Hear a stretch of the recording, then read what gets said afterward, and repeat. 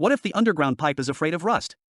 Then add a layer of paint on the inner wall. Keep spinning. Keep spraying the pipe that was originally afraid of being ruined. Just added a layer of protective cover. Immediately extend the life for decades.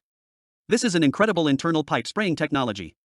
This is a kind of ground without digging. No need to struggle to replace the pipe. Both save money and save energy to improve the life of the pipe. The core device is this 360-degree rotating nozzle due to the different diameter of the pipe. Triangular brackets around the nozzle can be adjusted.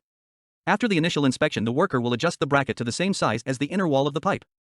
At that time, for the new pipe directly through the long conveyor.